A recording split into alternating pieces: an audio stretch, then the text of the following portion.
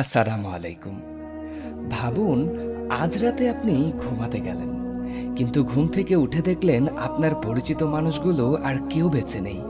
পরিচিত শহরটিও সম্পূর্ণ বদলে গেছে।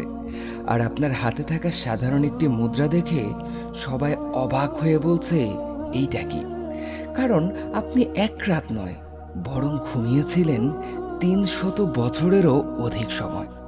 প্রশ্ন হচ্ছে, এত দীর্ঘ সময় পরেও একজন মানুষ কিভাবে জীবিত থাকতে পারে?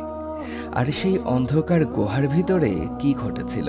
হ্যাঁ বন্ধুরা, আজ আপনাদের শোনাতে চলেছি সেই আসহাফে কাহাফের ঘটনাটি। পাহাড় ঘেরা এক নির্জন স্থানে দাঁড়িয়েছিল এক অন্ধকার গুহা। বাহিরের পৃথিবী বদলে যাচ্ছিল চিরতরে। দিনের পর দিন পার হয়ে যাচ্ছে, বছরের পর বছর, প্রজন্মর পর প্রজন্মও চলে যাচ্ছে নির্দ্বিধায়। কিন্তু গুহার গভীরের অন্ধকারে কয়েকজন যুবক তখনও ঘুমিয়েছিলেন। তাদের সামনে গুহার প্রবেশপথে একটি কুকুর পাহারা দিচ্ছিল। তার পা ছিল পা প্রসারিত, কিন্তু নিশ্চুপ অবস্থায় পড়েছিল সবাই। গুহাটির কাছাকাছি যদি কেউ যেত, তাহলে তাদের দেখলে মনে করত, হায় হায়, এখানে কি বা রয়েছে। প্রকৃতপক্ষে তারা কিন্তু ঘুমিয়েছিলেন।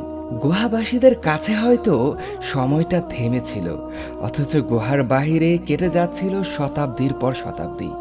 ঘটনাটি পবিত্র কোরআনে সূরা আল কাহাফে বর্ণিত রয়েছে, আসহাফে কাহাফ কিংবা গুহাবাসীদের ঘটনা নামে। তবে ঘটনাটি শুধু একটি দীর্ঘ ঘুমের রহস্য নয়। এর শুরু হয়েছিল কয়েকজন যুবকের ইসলামের প্রতি বিশ্বাস, সাহস আর কঠিন এক সিদ্ধান্ত থেকে। তারা এমন একটি সমাজে বসবাস করত যেখানে সত্যকে কেউ মেনেই নিচ্ছিল না, যেখানে মিথ্যার উপর ছড়াছড়ি ছিল সকলের, দেবদেবীদের পূজায় ছিল মগ্ন তারা। প্রাচীন সেই জনপদের অধিকাংশ মানুষ আল্লাহকে বাদ দিয়ে অন্যদের উপাসনা করত। সেখানের মানুষ দেবদেবীদের উপাসনা সর্বদা চালিয়ে যেত। শহরের বিভিন্ন স্থানে উপাসনার আয়োজন চলত। ক্ষমতাবানদের ভয়ে সাধারণ মানুষেরাও প্রচলিত সেই বিশ্বাস অনুসরণ করতে লাগলো। কিন্তু কয়েকজন যুবকের অন্তরে জন্ম নিয়েছিল ভিন্ন এক বিশ্বাস। তারা উপলব্ধি করেছিলেন, আসমান ও জমিনের মালিক একমাত্র আল্লাহ ছাড়া আর কে হতে পারেন। তাকে বাদ দিয়ে অন্য কাউকে উপাস্য হিসাবে গ্রহণ করা কখনোই সত্য হতে পারে না। চারপাশের মানুষ তাদের বিরোধিতা সত্ত্বেও তারা নিজেদের বিশ্বাস থেকে এক চুলও সরেনি। আল্লাহ তাদের অন্তরকে দৃঢ় করে দিয়েছিলেন। তারা সাহসের সঙ্গে সত্যর পক্ষে অবস্থান নিয়েছিল। কিন্তু শুধু বিশ্বাস করাই তাদের জন্য যথেষ্ট ছিল না। সেই বিশ্বাসের কারণে তাদের জীবনেও নেমে এসেছিল মহাবিপদ। সকল দিক থেকে তাদের কাছে ছুটে এসেছিল মহামারীর মতো সব ধরনের সমস্যা। তখন তাদের সামনে মাত্র দুটি পথ খোলা ছিল। হয় সমাজের চাপে নিজেদের ইসলামের প্রতি বিশ্বাস ছেড়ে দিতে হবে, অথবা সবকিছু পেছনে ফেলে অন্য স্থানে চলে যেতে হবে। হিজরতই একমাত্র সমাধান তারা বেছে নিয়েছিল। রাতের অন্ধকারে যুবকরা পরিচিত শহর ছেড়ে বেরিয়ে পড়লেন। পেছনে পড়ে রইল তাদের বাড়ি ঘর, রাস্তাঘাট, জীবনের সব কিছু।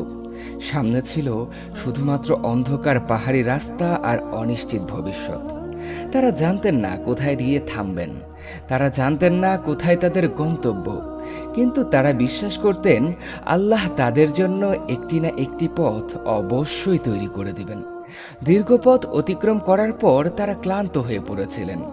পাহাড়ের মধ্যে একটি গুহা দেখতে পেলে তারা সেখানে আশ্রয় নেয়ার সিদ্ধান্ত নেন এবং আল্লাহর কাছে রহমত ও বরকতের প্রার্থনা করেন। বাহির থেকে গুহাটি সাধারণ একটি অন্ধকার আশ্রয় মনে হলেও কিন্তু খুব শীঘ্রই এই স্থানটি পৃথিবীর সবচেয়ে বিস্ময়কর ঘটনার সাক্ষী হিসাবে পরিচিত হতে যাচ্ছিল। যুবকেরা হয়তো ভেবেছিল তারা কিছু সময় গুহার ভিতরে আশ্রয় নেবেন।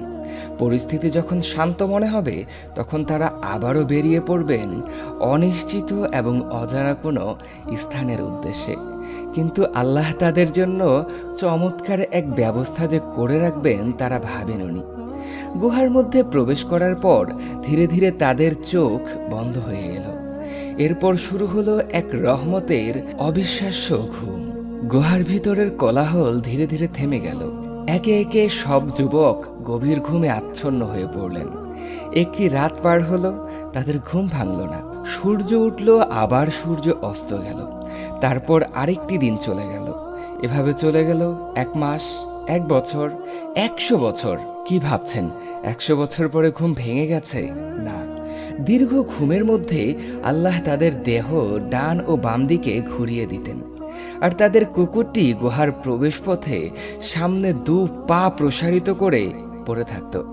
তাদের দৃশ্য এতটাই ভীতিকর ছিল যে কেউ তাদের দেখে ফেললে ভয়ে সেখান থেকে পালিয়ে যেত। এভাবে চলে গেল বছরের পর বছর। গুহার বাহিরের রাজত্ব বদলেছে, মানুষ বদলেছে, আর নতুন নতুন প্রজন্ম পৃথিবীতে এসেছে। কিন্তু গুহার ভিতরে থাকা যুবকরা কিছুই বুঝতে পারেনি। কোরআনের বর্ণনা অনুযায়ী তারা সেই গুহায় অবস্থান করেছিলেন 300 বছরেরও অধিক সময়। সময় নিজের গতিতে এগিয়ে চলল। পাহাড়ের গায়ে বৃষ্টি পড়ল, গাছ গাছা জন্মালো, বড় হলো, আবার শুকিয়ে গেল। পুরনো প্রজন্ম চলে গেল, তাদের জায়গায় এলো নতুন প্রজন্ম। শহরের পুরনো মুখগুলো হারিয়ে গেল, এবং নতুন মানুষের পদচারণায় রাস্তা আবারও ব্যস্ত হয়ে উঠল। যে মানুষগুলো একসময় সেই যুবকদের চিনত, তাদের স্মৃতি ধীরে ধীরে ধীরে ধীরে ইতিহাসের অন্ধকারে হারিয়ে গেল। অথচ গুহার ভিতরের যুবকেরা ছিলেন একই ঘুমে বিভোর। পৃথিবীর হিসাবে সময়টি ছিল 309 বছর, কিন্তু ঘুমিয়ে থাকা যুবকদের কাছে সেই দীর্ঘ সময়ের কোনো অনুভূতি ছিল না। অতঃপর 309 বছর পর হঠাৎ তাদের ঘুম ভেঙে গেল। কিন্তু অবাক করার বিষয় হলো, তাদের কেউ বুঝতে পারেনি যে এত দীর্ঘ সময় পার হয়ে গেছে। তাদের কারো কারো কাছে মনে হচ্ছিল একদিন ঘুমিয়েছে, কিংবা আধা দিন ঘুমিয়েছে, কিংবা কেউ ভেবেছিল হয়তোবা একদিনের কিছুটা বেশি তারা ঘুমিয়েছে। এখান থেকেই ঘটনাটি আরও রহস্যময় ও জটিল হয়ে ওঠে। গুহার ভিতরে ধীরে ধীরে একজন যুবকের চোখ খুলল। এরপর অন্যরাও একে একে জেগে উঠল। তারা চারপাশের দিকে তাকালো। গুহাটি আগের মতোই অন্ধকার এবং নীরব মনে হচ্ছিল। তারা যে এতকাল ঘুমিয়েছে তাদের মনেই হচ্ছিল না। তারা একে অপরের দিকে তাকিয়ে অবাক হয়ে রইল। কতক্ষণ তারা সেখানে অবস্থান করেছিলেন, কারো মনে হলো একদিন, কারো মনে হলো একদিনের কিছুটা অংশ মাত্র। শেষ পর্যন্ত তারা বুঝলেন প্রকৃত সময় আল্লাহই ভালো জানেন। দীর্ঘ সময় পর তাদের মনে হচ্ছিল তাদের ক্ষুধা লেগেছে, তাই তারা একজনকে রৌপ্য মুদ্রা দিয়ে পাঠানোর সিদ্ধান্ত নিলেন, যাতে কিছু খাবার কিনে আনতে পারেন। তাকে বলা হলো শহরের ভালো ও পবিত্র খাবার খুঁজে খাবার নিয়ে ফিরে আসতে। একই সঙ্গে তাকে অত্যন্ত সাবধান থাকতে বলা হলো, কারণ তাদের মতে এখনো সেই অত্যাচারী শাসক ছিল সেই রাজ্যে। যে যুবকটিকে পাঠানো হয়েছিল, সেই যুবকটি তখনও মনে করেছিলেন তিনি নিজের পরিচিত শহরেই ফিরে যাচ্ছেন। কিন্তু গুহা থেকে বের হয়ে শহরের কাছে পৌঁছানোর পর তিনি যা দেখলেন, তার জন্য তিনি একেবারেই প্রস্তুত ছিলেন না।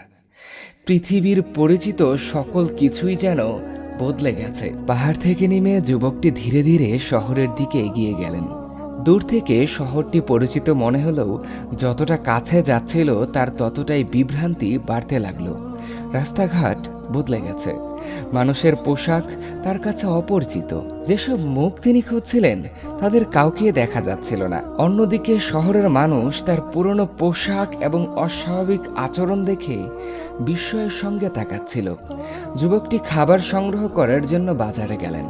সেই যুবক নিজের পরিচয় খুব গোপন রাখার চেষ্টা করেছিল, কিন্তু ঘটনাটা এমনভাবে এগিয়ে যায় যে তাদের উপস্থিতির খবর আর গোপন থাকলো না। ধীরে ধীরে মানুষ বুঝতে পারল তাদের সামনে যে ব্যক্তি দাঁড়িয়ে আছে সে কোনো সাধারণ পথিক নয়, কারণ তিনি একটি খাবারের দোকানে গিয়ে কিছু খাবার চাইলেন। এরপর নিজের থলে থেকে একটি পুরনো রূপার মুদ্রা বের করে দোকানদারের হাতে দিলেন। মুদ্রাটি হাতে নিয়েই দোকানদার থমকে গেল। সে মুদ্রাটি উল্টে পাল্টে দেখতে লাগলো। তারপর পাশের আরেক দোকানদারকে দেখালো। একে একে আশপাশের মানুষ সেখানে জড়ো হতে শুরু করলো। তাফসীরের বর্ণনা অনুযায়ী তারা সন্দেহ করছিল এই যুবক হয়তো মাটির নিচের লুকানো কোনো ধনসম্পদ পেয়েছে। তারা তাকে জিজ্ঞাসা করলো এই মুদ্রা সে কোথায় পেয়েছে। যুবকটি অবাক হয়ে বলল, এই মুদ্রা তার নিজের। গতকালও সে এই শহরেই ছিল। এরপর সে সেই পুরনো শাসকের নাম বলল, যার অত্যাচার থেকে বাঁচতেই তারা শহর ছেড়েছিল। কথাটি শুনে উপস্থিত মানুষ আরও অবাক হয়ে গেল, কারণ সে যে শাসকের কথা বলছেন সে তো প্রায় ৩০০ বছর আগের মানুষ। ঘটনাটি এতই অস্বাভাবিক ছিল যে মানুষ যুবকটিকে নিয়ে শহরের শাসকের কাছে চলে গেল। শাসক তার পোশাক দেখলেন, পুরনো মুদ্রাটিও পরীক্ষা করলেন এবং তার পুরো ঘটনা খুব ভালোভাবে শুনলেন। যুবকটি জানালো সে এবং তার কয়েকজন সঙ্গী নিজেদের বিশ্বাস রক্ষার জন্য এই শহর ছেড়ে একটি গুহায় আশ্রয় নিয়েছিল। তার ধারণা মাত্র ঘটনাটি গতকালের, কিন্তু উপস্থিত সবাই জানতো যে সে যে সময়ের কথা বলছে সে সময় বহু আগেই ইতিহাস হয়ে গেছে, কারণ তা ৩ শতাব্দী আগের কথা। কিছু তাফসিরে বলা হয়েছে সেই সময়কার শাসক ছিলেন আল্লাহে বিশ্বাসী, অর্থাৎ আল্লাহভীরু একজন খুব ভালো মানুষ। তাই যুবকটির ঘটনা শুনে শাসক বুঝতে পারলেন হয়তো আল্লাহ তাদের সামনে এমন একটি নিদর্শন দেখাতে যাচ্ছেন যা মানুষের সব সন্দেহ দূর করে দিবে। কারণ সে সময়ের মানুষ মনে করত যে মৃত্যুর পর মানুষ আবার কিভাবে জীবিত হতে পারে। সেই আল্লাহভীরু শাসক শহরের গুরুত্বপূর্ণ মানুষ এবং অনেক সাধারণ লোককে সঙ্গে নিয়ে সেই পাহাড়ের দিকে রওনা করল। গুহার কাছে পৌঁছে যুবকটি সেই রাজাকে অপেক্ষা করতে বলছিল, কারণ তিনি ভয় পাচ্ছিলেন হঠাৎ এত মানুষকে দেখে যদি তার সঙ্গীরা ভাবেন পুরনো শাসকের সৈন্যরা তাদের ধরতে এসেছে। তাই তিনি একাই গুহার ভিতরে ঢুকলেন। ভিতরে গিয়ে সঙ্গীদের পুরো ঘটনা জানালেন। তারা একদিন নয় বরং ৩০৯ বছর ধরে ঘুমিয়েছে।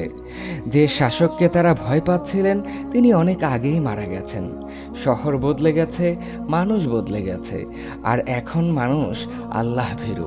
এখন মানুষ আল্লাহকে ভয় করেন, আর যে শাসক এখন এই দেশের রাজা তিনিও আল্লাহ ভীরু। ঠিক এরপর কি ঘটেছিল তা নিয়ে তাফসিরে একাধিক বর্ণনা রয়েছে। এক বর্ণনায় বলা হয় শাসক ও শহরের মানুষ তাদের সঙ্গে দেখা করেছিলেন। পরে তারা আবারও গুহায় ফিরে যান। অতঃপর কি ঘটেছিল তা একমাত্র আল্লাহই ভালো জানেন। এখন প্রশ্ন হচ্ছে, এত বছর গোপন রাখার পর আল্লাহ কেন মানুষের সামনে তাদের পরিচয় প্রকাশ করলেন? এর উত্তর হলো, আসহাফে কাহাফের ঘটনা শুধু তাদের রক্ষা করার বিষয় ছিল না, এটি ছিল পুরো মানব জাতির জন্য একটি নিদর্শন। সময়, জীবন, মৃত্যু সবই আল্লাহর নিয়ন্ত্রণে। মানুষের কাছে যা অসম্ভব বলে মনে হয় আল্লাহর ক্ষমতার সামনে তা খুবই নগ্ন।